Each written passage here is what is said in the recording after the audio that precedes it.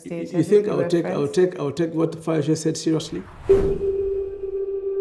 Even the people of Sokoto that said that they appealed to not to vote for me didn't take him seriously. They voted for me, and I won. I'm in the Senate. Why is Ayo Fayose? They say, those who are familiar with rigging, that you can only rig where you are strong. So all those people who attempt to rig me out, maybe they were not strong enough to rig me out. You can only rig where you are strong. That's what they say.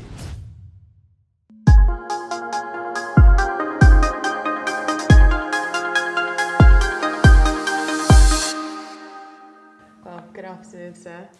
Afternoon, Aduswa. Welcome to Untold Stories with Adeswa. For everybody watching, I'm with Senator Aminu Tambuwal, one-time Speaker of the House of Representatives, two-time Governor of Sokoto State, and currently Senator representing Sokoto South in the Senate. Is that correct, sir? Very well, thank you. And you also were the Deputy Chief Whip in the House of Reps. So, you have journeyed from being a legislative aide to a senator, all the way to becoming a senator yourself. Yeah. And when you first were a legislative aide, I believe it was to Senator Wale, and he was the person you beat to become the governor of Sokoto State, correct? In the elections? Yeah, in 2015. In 2015. How did that feel? Because that was your mentor originally, right? How did it feel challenging him and defeating him in the general elections? Well, thank you very much for having me on this very special program. I must say that we started with Senator Wale, who happens to be my brother-in-law, and it should interest you to know that my first wife is his biological sister. Oh, wow. From the same parents. Oh, wow. And in 1999, we supported him to become Senator representing Sokoto South. In the same year, after the inauguration, when he became the Senate leader, he appointed me as personal assistant to the Senate leader. And we worked till the end of his occupancy of that office, because ultimately the Senate caucus of the PDP met, and then they had their disagreements and he had to leave the office. So I left somewhere around 2000 and went back to legal practice here in Abuja, with the office of Senator Abubakar Danso Sodangi Danso and Co. Not until up until 2003, when I ran for the House of Representatives representing Cape Tambol Federal Constituency of Sokoto State. So in 2015, by Providence, I picked up the ticket of the APC, and he picked up the ticket of the PDP. So it was my former boss, my brother-in-law, my very good brother, and my humble self running against each other. It was more of like in the family, and as God will have it, I emerged victorious, and he took it in good stride. He didn't go to court, and that was it. Yes, but it was a decisive victory. I think you won every local government. Yes, yes, very decisive, and it wasn't as contentious as my election victory in 2019. Yes, the famous election victory in 2019, where after all the votes were tallied, you won with less than 400 votes. 342 votes. 342 votes. I'm sure you think about those 342 votes. 342 is a figure that I will never forget in my life. That is what took you back to the governor's house. Yes. Now, the former governor of Rivers State, the current minister, Nyesom Wike, has used that number to insult you, talking about your election, the prowess of your electioneering. How did you feel about that? Well, it's politics. Nyesom Wike is my friend. He's remained my friend, and I take what he said as one of those things, and life goes on. What is important is that I returned as he did return as governor of Rivers State in 2019. I returned as governor of Sokoto State in 2019. Bottom line, the victory was on my side. In elections, you only need one vote over and above your closest rival, and you'll be declared winner. Yeah. And that was what happened in 2019. That is true. And your rival at that time was your former deputy governor, right? Yeah. You had also switched parties in 2018 before this. Even before 2018. So before 2018, you left the APC to return to the PDP. If you want to know the history of how I switched parties, I'll take you through the history. Oh, because I saw you had a 4-year period where you were 3 different parties. So I'd like you to take me through the history. What I'll tell you is that in 1999, when we started, I was in APP. Yes. I was the state organizing secretary of APP. I was in the camp of Senator Ilagada. We had primaries. Bafarawa emerged as the candidate. There was an understanding, written agreement between Governor Bafarawa, then candidate Bafarawa, and Senator Garba Ilagada, that whoever camp wins, because they belong to the same senatorial district, the other camp will produce the deputy governor, the running mate. We drafted the agreement. Both Senator Ilagada and Bafarawa signed on the agreement with the understanding and consent of leaders like Umar Shankafi, Mara from Sokoto, blessed memory. When it was time, Bafarawa won, it was time for him to allow Ilagada's camp to produce the running mate. He reneged. And when nominations were closed and we realized that we had no stake on the ticket, we met as a group and as a team and moved to PDP. So that was my first switch. In 2003, I ran for primaries of House of Representatives of Kebbi and Tambuwal. Yes. When I ran for the primaries, it was manipulated. First, the one who was one of the aspirants running with me, who were about 4, was PA to Mukhtar Shehu Shagari, Minister of Water Resources then. And he didn't resign his appointment as PA to the minister. And unfortunately, he was declared the winner of the primaries. I do not want to go into the details of that primaries because I know clearly I was legal advisor of the party. Number one, I knew he was not qualified. Number two, I knew that the primaries was manipulated. So our team was offered a window by Governor Bafarawa. So again, we switched and joined Governor Bafarawa in ANPP. And that was how I won the elections in 2003 to come to the House of Representatives on the platform of ANPP. Towards the build-up of 2007, Governor Bafarawa said I was not popular. And he was not going to allow me to have a ticket in his party, the DPP. I engaged with him, appealed and discussed with him. He said no. I said, okay. I was still minority leader in the House of Representatives. So I said, I would rather remain and then run in ANPP. As we were discussing with Wammako, who emerged as candidate of ANPP, and then we got a window with him, myself, Senator Moro Dahiru, Honorable Kabiru Marafa Achida, and then we said, okay, we would rather remain and run on the platform. Then discussions opened up with the PDP under President Obasanjo, and Governor Wammako and our team now, Senator Wammako and our team now moved to PDP, where Mukhtar Shagari was already nominated by Congress as candidate of the PDP. For the House of Reps? No, for the governorship. Oh, for the governorship. So we moved to PDP and I was given a ticket in the PDP. And I ran alongside with Governor Wammako then, and then we won the elections in the state. So that was how I also moved from ANPP again back to PDP and ran for a second term and won my elections and became the deputy chief whip on the platform of PDP. Yes. And after... And then in 2011, we moved again with Senator Wammako to APC. In 2011, we ran on the platform of PDP. But you still ran on PDP on because PDP. you entered the speakership. We ran on PDP in 2011. Yeah. And then I became the speaker. Throughout the build-up to 2014, 2015, formation of APC, we were part of it. And then I ran for my first term for governorship on the platform of APC.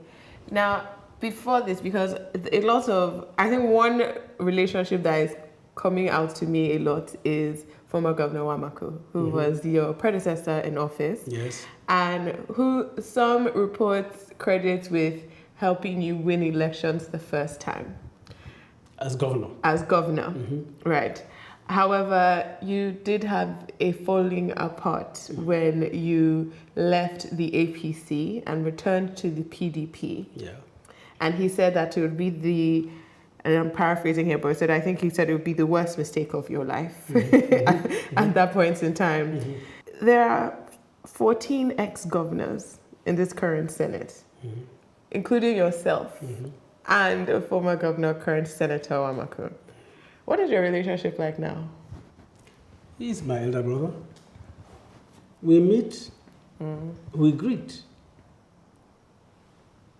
I attended a wedding ceremony almost at his domot, very close to his house, where his granddaughter got married to one of my nephews, and we were all there together in the mosque. We prayed together, and I sought for the hand of the young girl for my nephew, and his family handed over the girl to us, and we married her.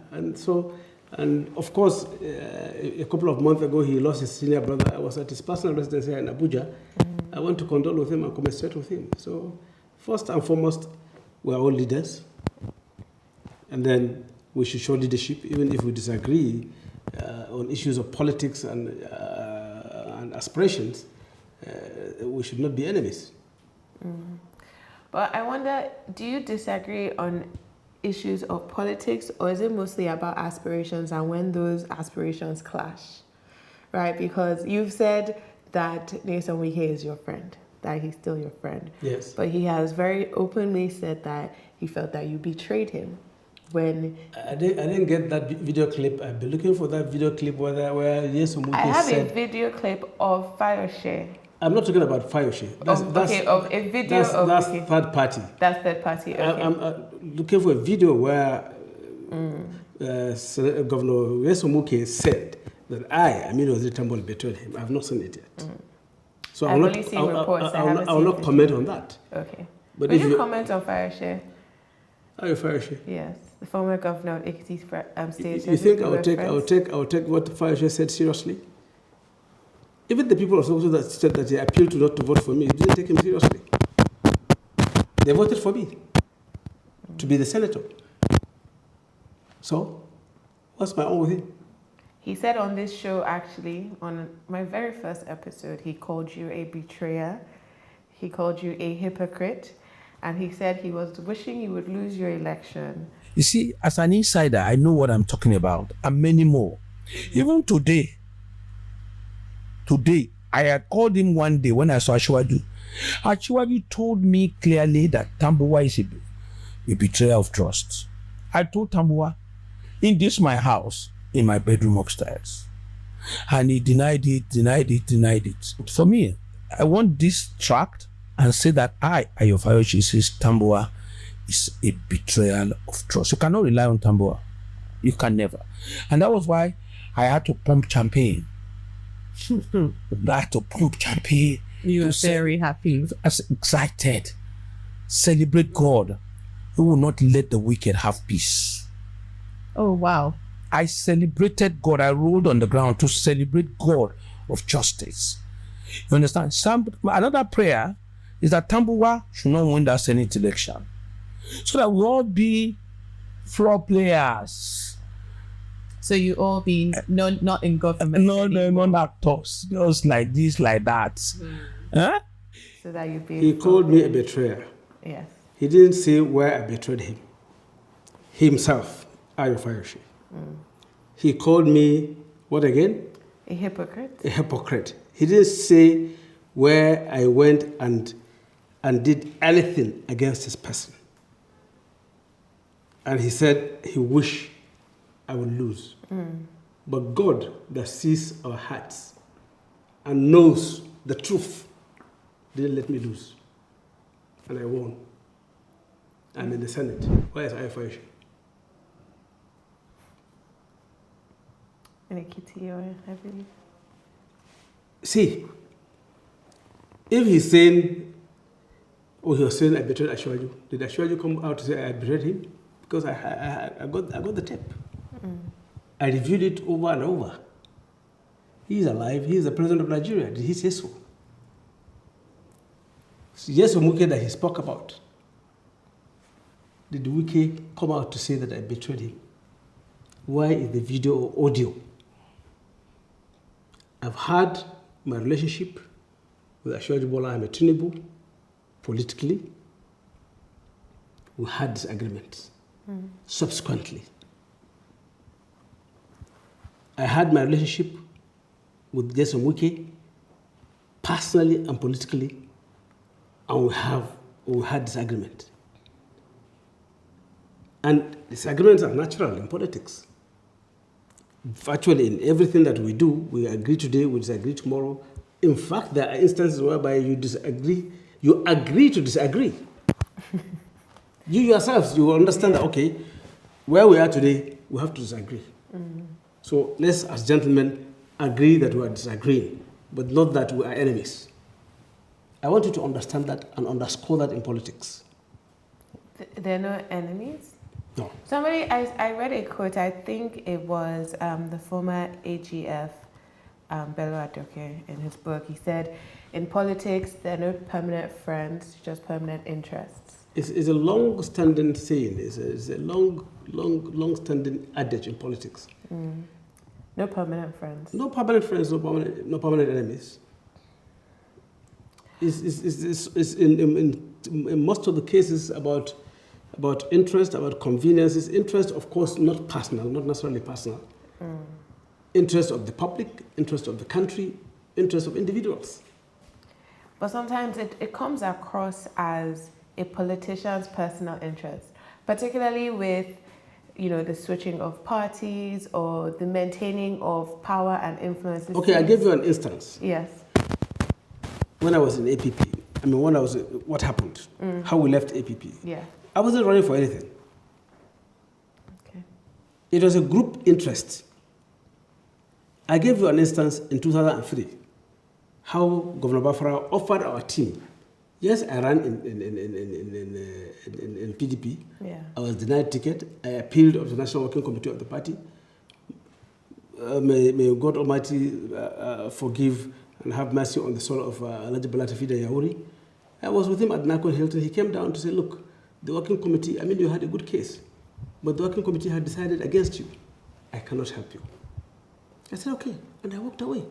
I didn't abuse anybody, I didn't insult anybody. And then we had the offer from Governor Bafara's party, and then we went back to him, and then so it may be personal sometimes, but if you look at the trajectory of what I told you, it's more about group interest, and in some instances, even national interest. When we came together, coalesced together to form the APC, I can't say it was about an individual's interest. In the same APC, for example, we all knew that Buhari was going to run for president. We all knew that Atiku was going to run for president. We all knew that Konkoso was going to run for president. Rochas Okorocha was running for president. And we all agreed. Buhari left CPC. Konkoso left PDP. Rochas Okorocha left ABGA. Yes. To come together. And then, of course, Asiwaju and the rest. So, in quite a number of times, these political parties are used like conveyor belts to convey people to a certain destination. Because with all due respect, when you look at it, 2014, 2015, certain individuals in APC and Buhari, they never align ideologically. Yes. But then, we all came together. Do you think that's like a problem for Nigerian politics itself, this lack of party ideology? Is a big problem. If we can really find a way to clearly fashion out political parties based on manifestos, ideology, Yes. The better for the country, so that people will understand what is left and what is right, And what they're voting and for. what they are voting for. Who's pro-restructuring, who's anti-restructuring. Properly spelled out manifestos and programs of political parties. Right from the beginning of this dispensation, it will interest you to know that Bola was part of those who wrote the constitution of the APP. Bola was part of those who wrote the constitution of PDP. And then he ended up in AD because of disagreements along the line. So right from the beginning, these political parties had so much in common. Even in terms of drafting their constitution, drafting their manifestos and all of that. Yeah. But I also agree with you that we need to really find a way to have political parties that are ideologically based and you can clearly say this is the direction of this, and on this policy issue, this is the position of this political party. I think it's in our collective interest as a country. Fair enough. So, around that 2014, 2015, when you're speaker and you move from the PDP to the APC, some people were insinuating that you are part of maybe like a northern dominance in Nigeria's politics.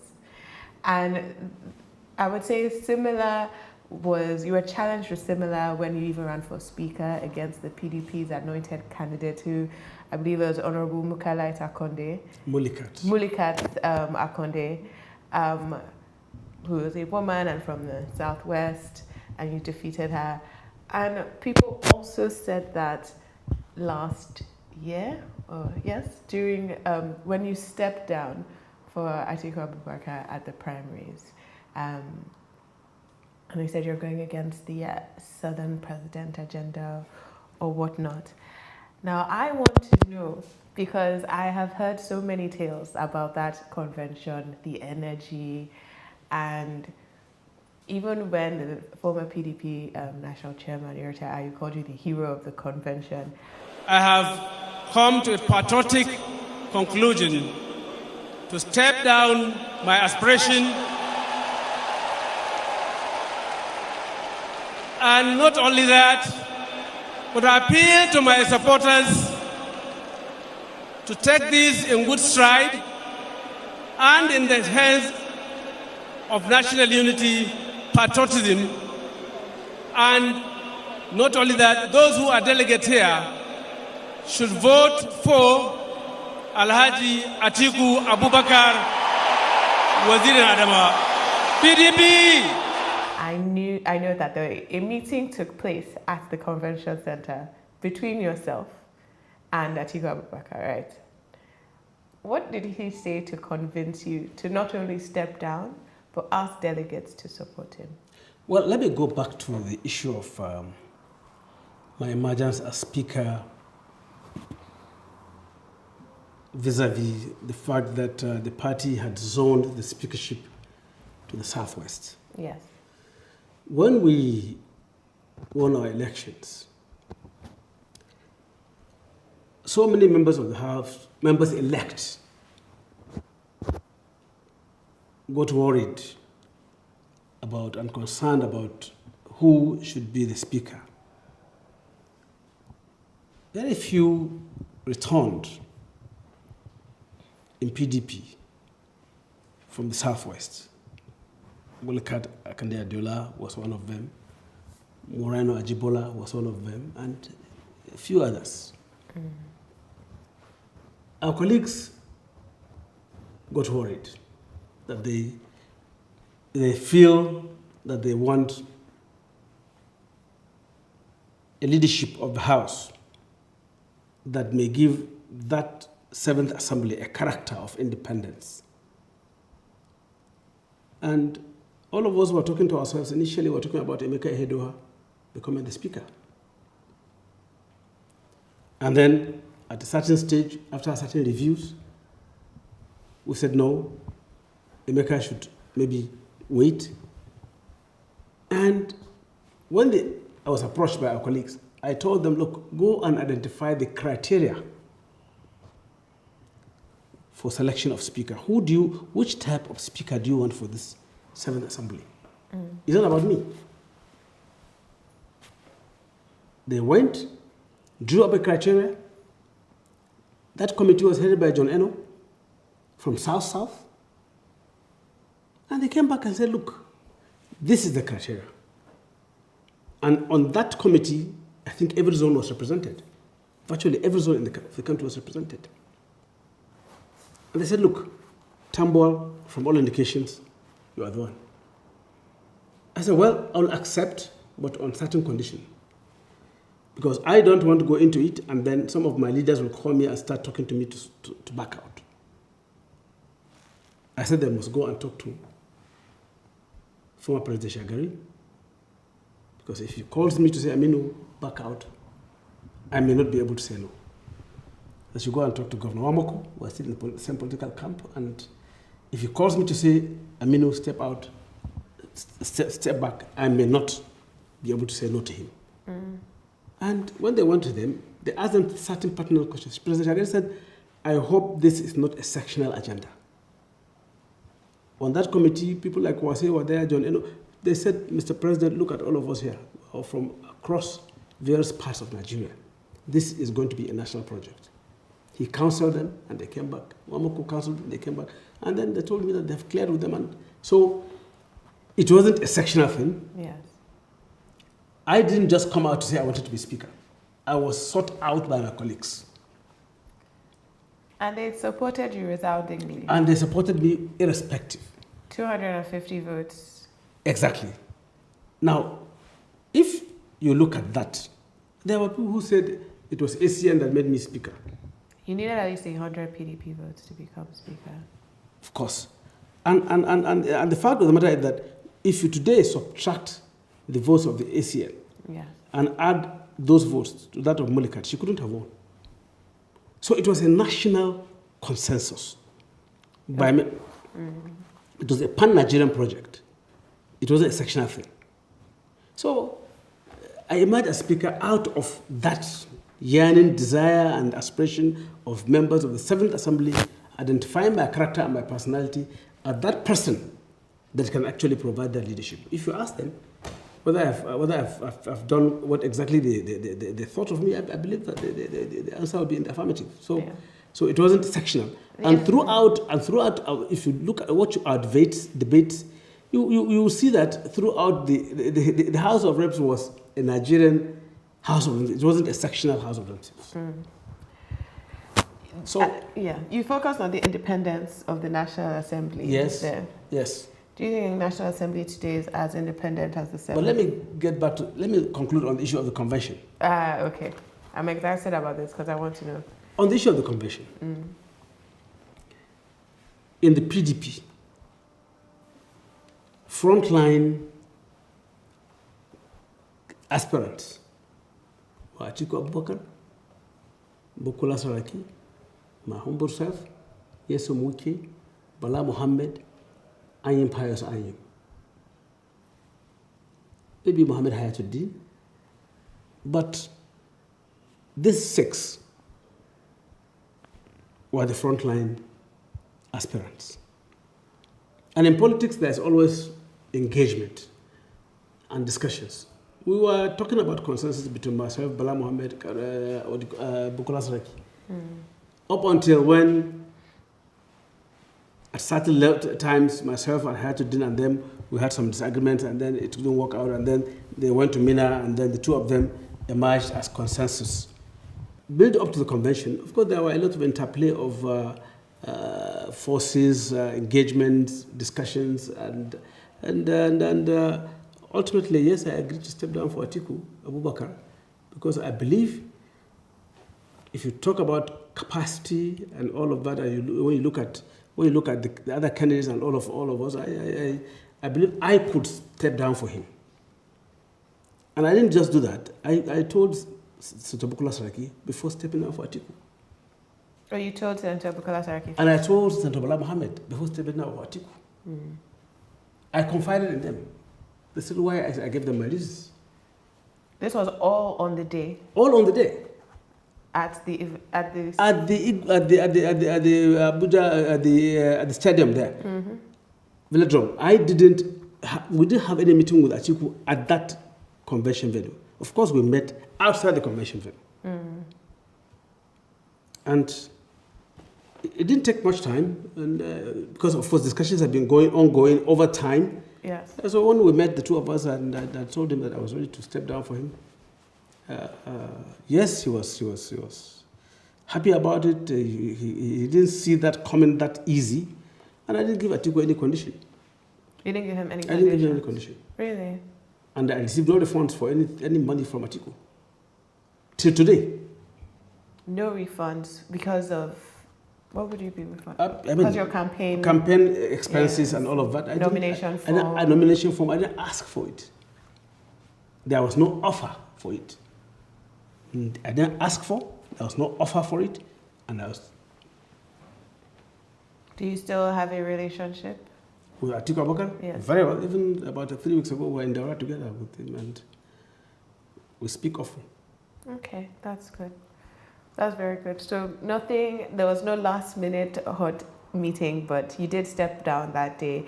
Another day that I think is very memorable, at least for us who watch Nigerian politics, is the 20th of November 2014. 20th of November 2014. What happened on that day? That day, after your police escorts were removed, you headed into the National Assembly. I have got to watch some honorables scaling gates, climbing gates.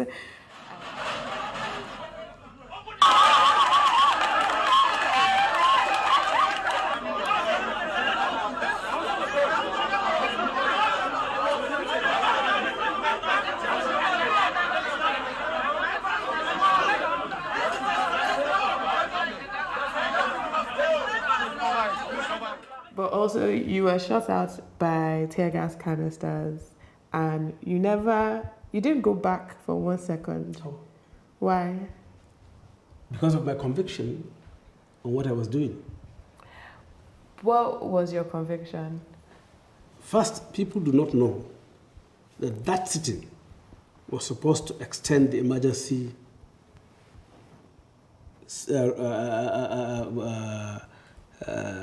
declaration of emergency in Borno State.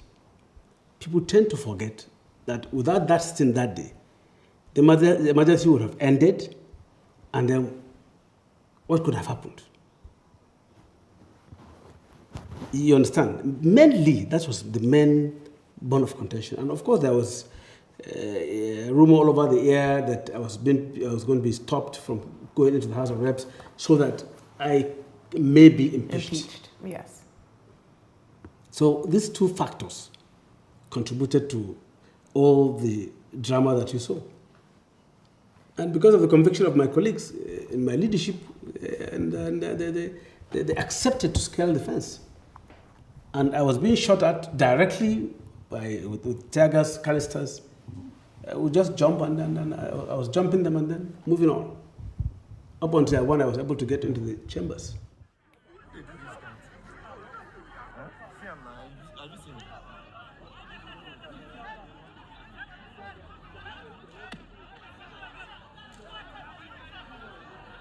This is a very moment. They marched right into the house, and before long you would find... Were you shocked that this was happening? Because this is after you have left the PDP and gone to the APC. Were you shocked at what it felt like was an assault on the legislative from the executive? It was clearly an assault on the legislature, but I wasn't shocked because from the feelers I had then, even worse things could have happened. Really? Yeah, sure. Did you fear for your life? Not at all, because I believed in my convictions. You never feared for your life, even when you're being shot at by tear gas canisters? Not at all. How about when your police escorts have been withdrawn? I moved around this country without police escorts, without DSS. I hear you drive yourself quite often. I do a number of times. Even here, I drop myself into this premises. Oh, you drove yourself here? Yeah. You enjoy it? I do it. I do enjoy it. So you don't like to move around with the airs, too much air? So No, I have my aides around me sometimes, but one should always know that you will have a life after office. are you going to run again in 2027? Run to where? Run again for Senate or run again for President? Well, maybe it's too early to say. It's too early to say. Politics is dynamic. 24 hours is a lot of time in politics. That's fair. I have to agree with you there. But because you said there's life after politics, I want to remember there's life after politics. But now you have been in the House of Reps, you have been Speaker of the House, you were Deputy Chief Whip, you've been a 2-term governor, now you're in the Senate. I was also a minority leader in the House of Reps. You're also a minority leader in the House of Reps. It feels like you have basically done everything that there is to do except be Senate President or be the President of Nigeria. It's all about service. It's all about service. But Let me remind you, President Shagari, after serving as federal minister, accepted to be a councillor. And I represent President Shagari's senatorial district in the Senate. So we are from a background of humble leadership. Humility is the hallmark of what we do in service. But do you think it's possibly difficult or bad for our democracy when you have, like, for example, 14 ex-governors? The current Senate President is an ex-governor, yourself. There's 2 ex-governors from your state representing your state in the Senate right now. There's also ex-governors receiving pensions and then receiving pay as sitting senators. I know for myself that I don't receive any pension. You don't receive any pension from you mean pension, or what do you mean by receiving pension? As an ex-governor. If you retire as a civil servant, yes, and you contest to go to the House of Assembly or Senate or House of Reps, do they stop paying you the pension that they are paying you as a retired civil servant? I don't think the amounts are comparable to the payments How much am I being paid by Sokoto government? How much? It's about 800,000 naira. 800,000 naira. Yes. A month. Yes. For my upkeep as a former governor, 800,000 naira. Maybe 865, something about that. So it's not as if I'm taking millions from Sokoto government. I'm not taking that. That is in the air. That I, being a former governor of Sokoto, I'm collecting 10 million, 20 million, 30 million as my upkeep, and then collecting salaries and allowances from the Senate. No. In my own case, I'm speaking for myself. You can't speak for everyone. Because I don't know what they're taking. Yeah, every state has different... They have different either laws or whatever it is. But do you think it's bad for our democracy that we have so many ex-governors in the Senate? I don't think so. I don't think so. Don't get it wrong. First, these ex-governors are being elected. So, if the senatorial district, so many governors lost elections, about 7 in the last election. Yes, sitting governors. Few PDP. No, sitting governors. Yeah, I think quite a few of them are from the PDP. Yeah, a few of them from PDP and the majority of them from the APC. As sitting governors, they lost their senatorial election, and this was not the first time. Yeah. Even as far back as 2007, a sitting governor lost a senatorial bid, and it keeps happening in every cycle of election. So if you are rejected, of whatever reason you lose the election as a sitting governor, why are people not talking about that? And then they're talking about those who won the elections and are in the Senate. So, for me, it's up to the electorates. If their governor has done well and they decide to elect him, it's a matter of choice. Okay. I was thinking about the sitting governors who had lost. I was thinking about the G5 governors in the PDP. And like Ipeazu, yeah, he lost. My good friend Ipeazu, my good friend Ogwai, my good friend Otom. Yes, they all lost their Yes. votes for the Senate. Yes. But even those who are not in G5, like Governor Darius, also lost. My elder brother and good friend Atiku Abubakar in the APC, and along until he was declared by court in the APC. Yes. And Abubakar Sani Bello from the APC won. Umahi, my friend Umahi, also won. So it's not as if it was only that all those who ran as sitting governors were elected. That's fair. Quite a few of them. So let's actually, because you've spoken about your friends in both parties, and a lot of times in Nigeria, in different regions, we see violence during elections. And then people talk about the political elite, and they say that on top, there's only one side. They have no differences. They're all the same. They marry each other's children. They go for the same parties. They have dinner together. They break bread together. Do you think this is true?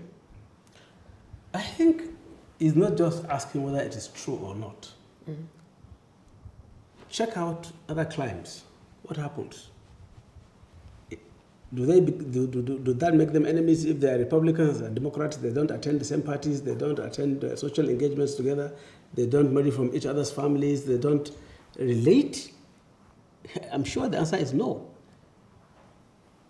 Political engagement in terms of contesting elections is not a war of attrition that we must eliminate each other. It's a civil disagreement or civil struggle. Well, it should be. To get to a certain destination. That's what it should be. So if you see leaders talking to themselves, we should encourage even our supporters not to be taking arms, not to be engaged in violence.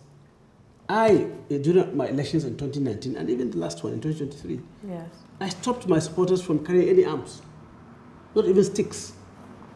I said, we don't need violence. So that's the culture it should go deep down, not only from the leaders. What we should encourage to happen in our political environment is for us as leaders to ensure that we make our supporters to imbibe this civil culture. But some use political thuggery.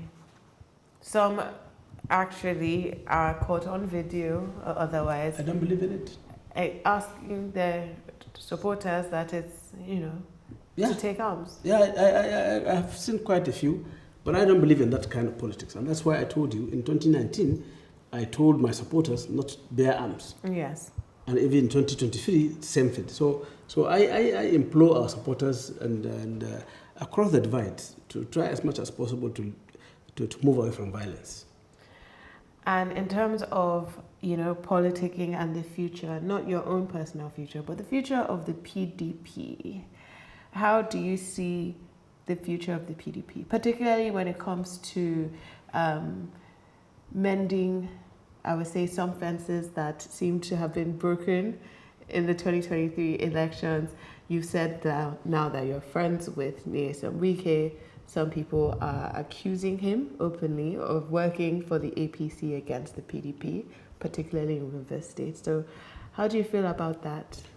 You see, Adeswa, in the course of this interview, you yourself made reference to a long-standing political adage: no permanent friend, no permanent enemy, yes, but permanent interests. Maybe in the course of events, certain things will happen that will make those people that today are being imagined to be working against the PDP to turn around and work for the PDP in reality. In reality, I'm using my words advisedly and phrases advisedly. So you can't tell. Between now and 2027, a lot can happen. Who really ever imagined what's happening in Rivers will happen today? Has anybody ever imagined that what's happening in Kaduna between my senior brother Governor Nyesom Wike and Obasanjo will happen? Certainly not. So politics is dynamic. I don't want to preempt and say this is what's going to happen now, today, tomorrow. No. We keep eyes and watch closely and move and be talking to ourselves and assuage feelings and make reconciliations. Yes. Who knows?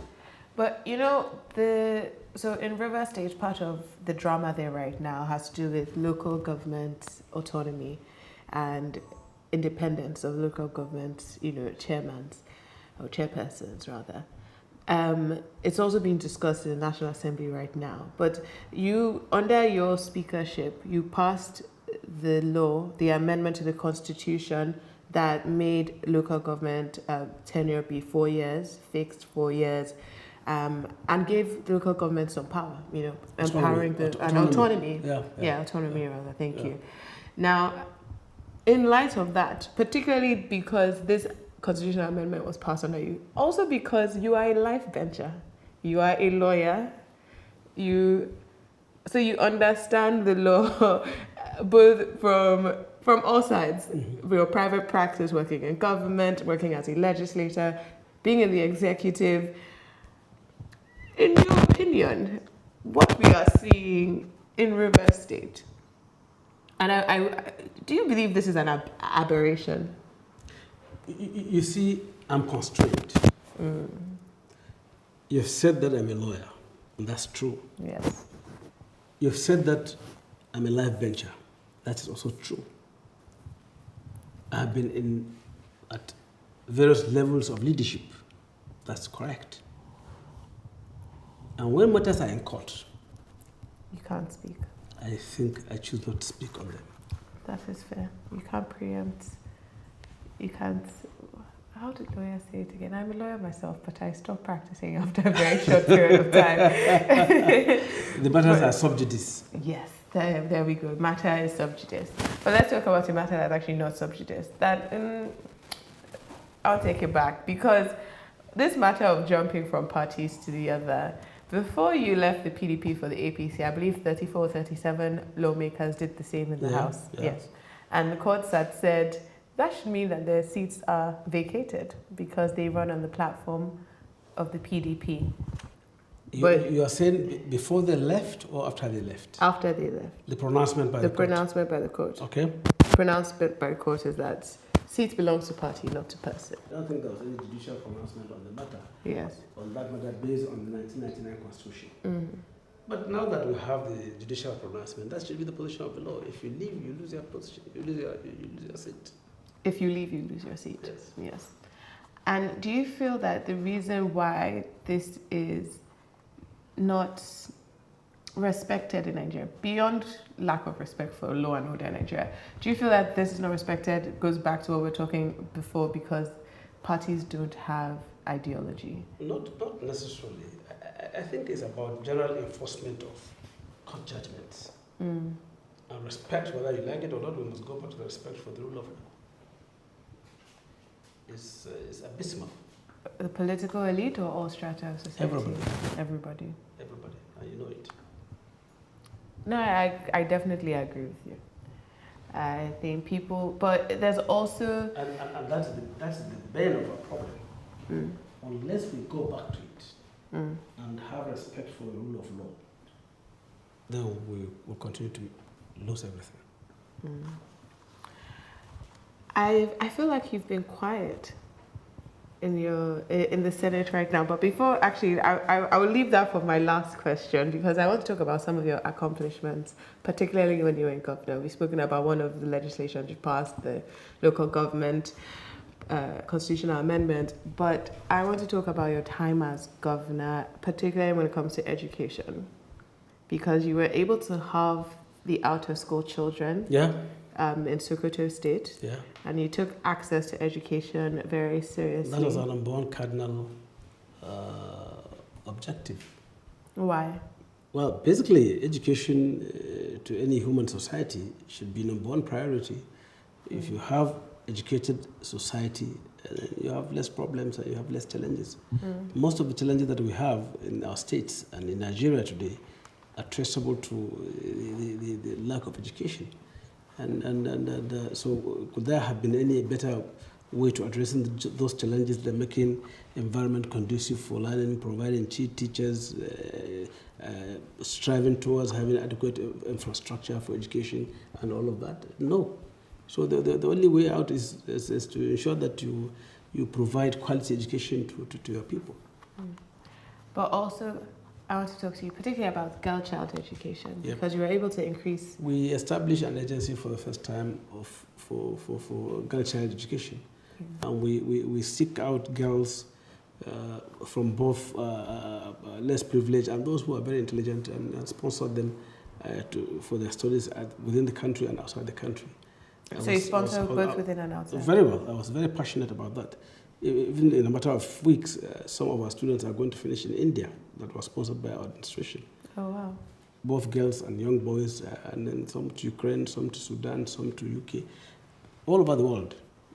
That's very good. That should help the future of your state. Absolutely. By educating. I am sure that by the time they come back to contribute their quota in the development of the state, it will go a long way in uplifting the state and the well-being of the state.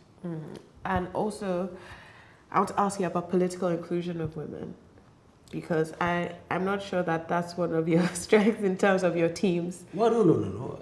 For the first time in the history of Sokoto State, we had 3 female members of the cabinet, not just one commissioner for women affairs. And of the 3, 2, one is a professor, the other one had PhD, and even the third commissioner was a principal. She was a graduate, and a number of special advisors, a number of political aides and directors general, PAMSECs, as never before in the history of Sokoto State. You had a number of PAMSECs? Yes, number of female PAMSECs, female directors generals, female political appointees, female commissioners, female advisors, and even councillors. I made sure that in every local government council we had female councillors. And in the political party structure from ward to the state level, we had 30%. In PDP, from ward officers to local government officers of the party, up to the state, we had 30% across the board for women. Do you think we need that in our legislature, because we have abysmal representation? I think one of the best ways really to get women inclusion is for us to create special constituencies for women. If we should continue to allow it to go the way it is going, it may be difficult for Nigerian women to have adequate representation in the legislature. But we can designate special seats, and then we know that these seats are run for only by women candidates, and it's possible. We can say in every state that there has to be a woman in the House of Representatives. Yes. We can say in every local government, in terms of state legislature, maybe something like that. Unless such special provisions are made, it may be difficult for Nigerian women to get adequate representation in terms of electoral process. Is that something you are willing to do in the Senate? Absolutely. Because you are in the Senate now. You have the power to do, I do not have the power to do, but we have collectively the power to do as members of the parliament, because it will involve constitutional amendment. Yes. So it's not just about the Senate, it's not just about the National Assembly, it's about the legislature in Nigeria. I stand for it and I will support it. Well, you're one very powerful man. You were accused of not being very, very popular, but I remember the first time I saw you, I believe it was maybe 2018, and I saw videos of just crowds and crowds.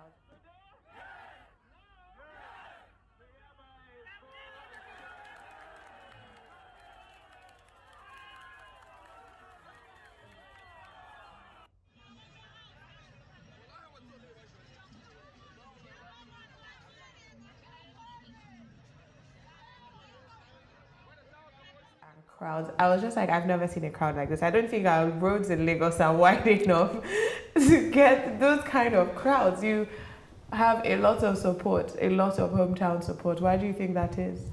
Well, I think you should go and ask the people of my constituency. I've won elections consecutively 6 times. consecutively, uninterrupted. I think there are very few Nigerian politicians that have been able to sustain that kind of goodwill and God's favor. And in my own case, I've moved from parties to parties and go and check it out whether I manipulate elections. I can beat my chest to say that I know I don't. You don't manipulate elections? I don't manipulate elections. I don't encourage violence. Go and check out my political history. Sokoto is not far. And it's all about the people. I moved from, in 2003, I was elected. 2007, I was elected. 2011, I was elected. 2015, I was elected. 2019, I was elected. 2023. Despite everything being done, particularly in 2019 and 2023, to stop me from realizing my aspirations. But it's God's favor, with the support of the people. They say, those who are familiar with rigging, that you can only rig where you are strong. So all those people who attempted to rig me out, maybe they were not strong enough to rig me out. But me, I take it as a favor from God Almighty. You can only rig where you are strong. Really? That's what they say. That's what they say. That 2018, 2019, I find it very fascinating. I have never seen a comeback story like that. It is, when you read about the original elections, the council votes is larger than the margin, of It was in our case victory. that they first introduced inconclusive elections. And I went through 2 inconclusive elections. I'm not aware of any politician in Nigeria that has gone through 2 inconclusive elections.